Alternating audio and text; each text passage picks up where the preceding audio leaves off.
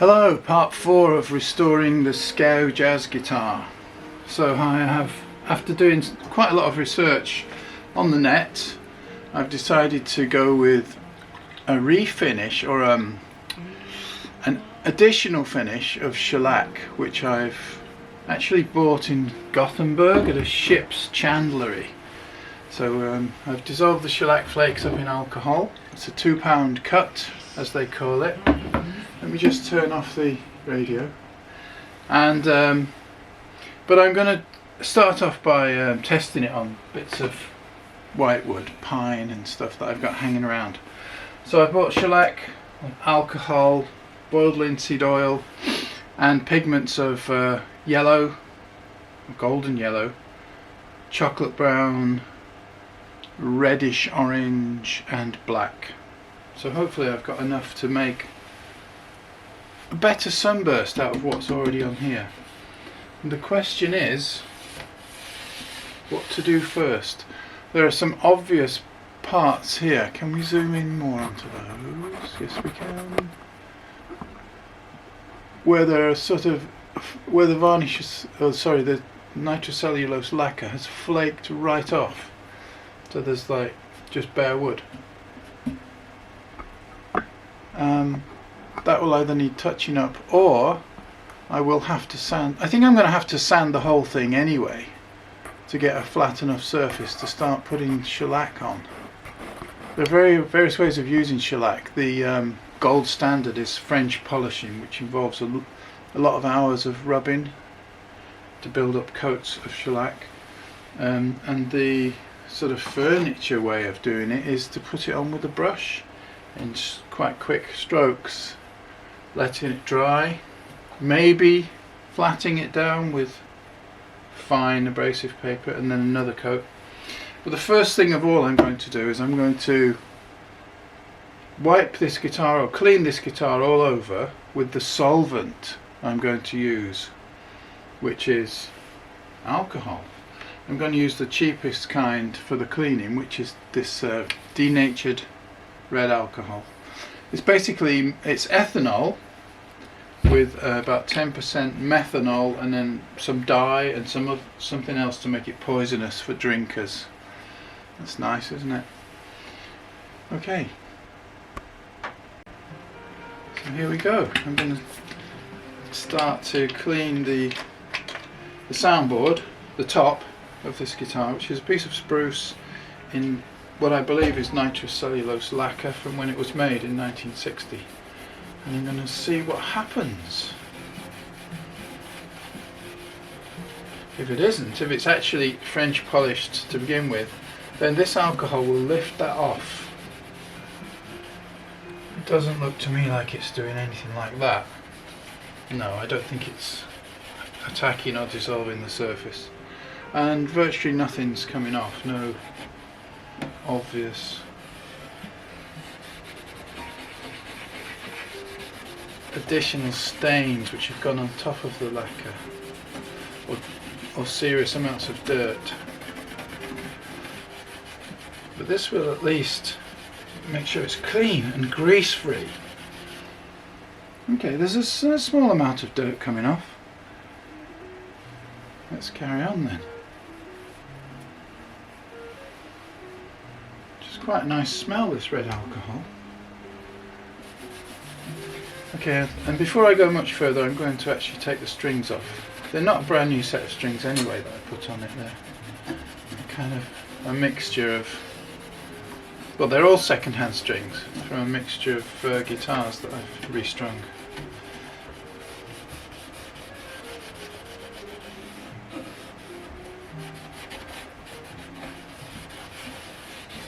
You get already a bit of an idea from the where it's wetted with alcohol how much nicer it's going to look with additional finish on. The thing about this lacquer that's on is it's crazed, and so that means finely checked. And so I guess in every one of those lines which make up the check mark there is some sort of ambient dirt, which I'm keen not to capture under the new shellac coats.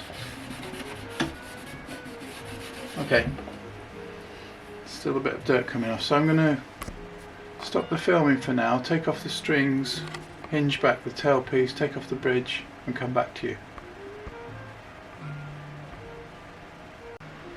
Just reflecting on the reasons why I want to get involved in using shellac finish and having a go at French polishing. I think it's because there's for me at least, and for lots of others, there's a certain amount of fun to be had in going from an absolute zero level amateur to being able to do something a little bit. It's interesting, it's fun, and it draws me in a different way than something which I can already do, which like play the guitar, which I can put a lot more effort into getting better at, but I'm not going from zero to being able to do it. I'm going from being able to do it to being able to do it really well, and that's much less interesting. Once again, I'm going to need my 2 screwdriver sets covering just about every kind of screw, because there are a lot of difficult and old screws on guitars, old guitars. Slight problem is the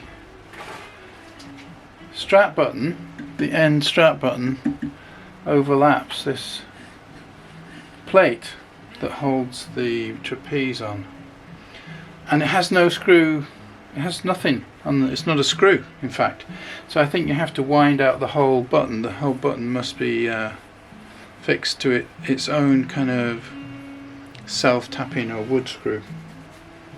We'll see. So now I'll try and remove the screws holding the trapeze tailpiece.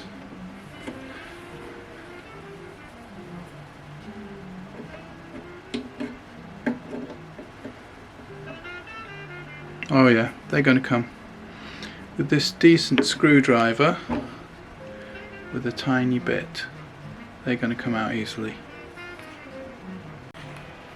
So with the screws out, I don't have to take this end button out at all. It has no cross or anything on the screw, it's just plain. It should slide out, and it does. And underneath we see, give me a cloth, we see the original, how the finish would have looked. Very, very dark brown. That's been protected from the sunlight. So it would have been a very dark brown, sort of tobacco sunburst, I think, this guitar.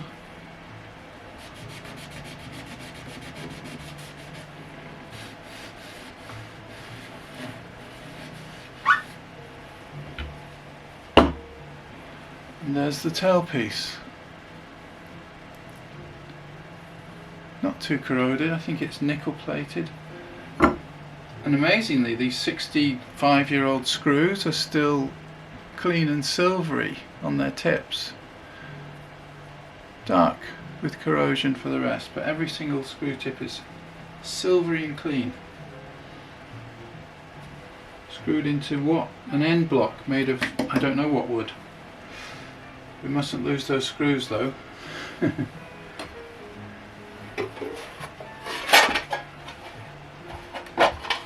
I'm going to put them in this box.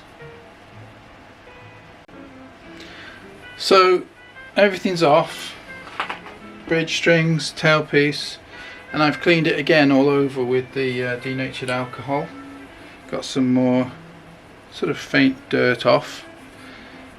There's roughness here where somebody's used, I don't know what they've used to fasten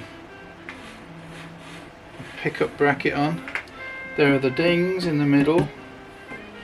There are some darker stained pieces, but anyway, I've now made a decision. What I'm going to do is I'm going to sand lightly the whole of the top, and then I'm going to put on 1 coat of the shellac in alcohol without any pigment, and then I'll sand that lightly. Then I'll start to put on darker shellac around the edge to come back to a sunburst finish. But first I'm going to practice on just bare pieces of softwood. So now, for the first time in my life, I will use French polish, or rather shellac in alcohol. Oh god, I can't get it open. Ah, I've got it. And I'm just going to lay it on with a brush onto this piece of pine. This is construction wood. And we'll see how it looks.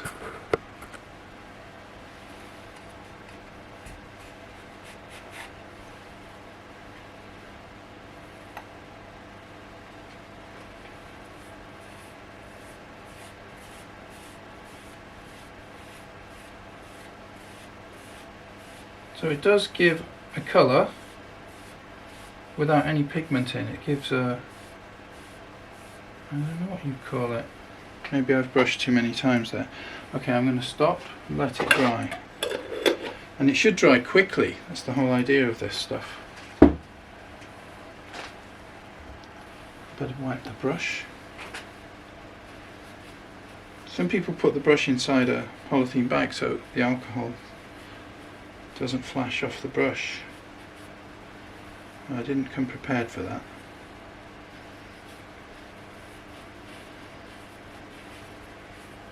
So it's a sort of, I don't know, brownish yellow look at the shellac that I've bought anyway. The only shellac that I could buy up to now is giving this colour.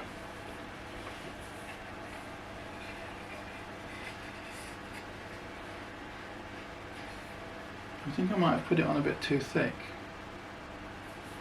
Is it wet? Yes, it's still wet. Okay. So we'll see how long that takes to dry. So after 2 minutes it's tacky, but it's not wet. This is not a very flat piece of wood though, I didn't sand it or anything, so some liquid is lying in the deeper parts of the grain. So that's bone dry in about 10 minutes. And it looks good actually. I mean, it's just with just a paintbrush. It's changed the colour of the wood dramatically with no pigment at all. But now I want to experiment on pigments. So I've bought, as you can see, this yellow, red, chocolate brown and black. So I'm going to just pour a little bit of the £2 cut into a tin, add some pigment and just see what effects I get on this wood. Let's zoom out a bit and we'll use lollipop sticks. So first I'm going to pour a little bit of £2 cut. I think I'm going to try the chocolate brown because that's likely to be the colour I use the most of on the guitar. I'm actually only guessing about all of this right now, but I think that's true. The scene of much practice with pigments, shellac and solvent. So there's my first coat of pigmented shellac using an artist brush actually. I'm going to go over it again with another coat to take out some of the blotchiness.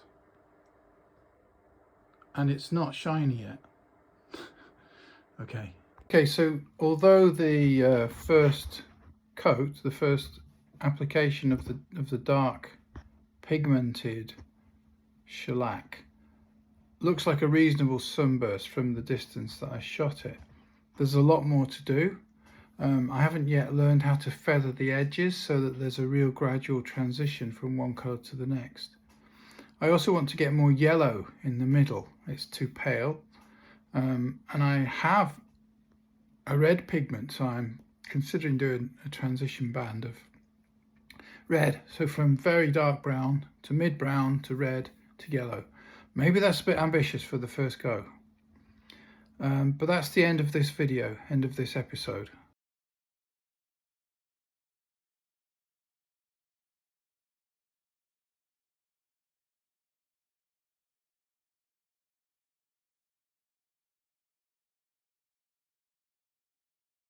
Thanks for watching.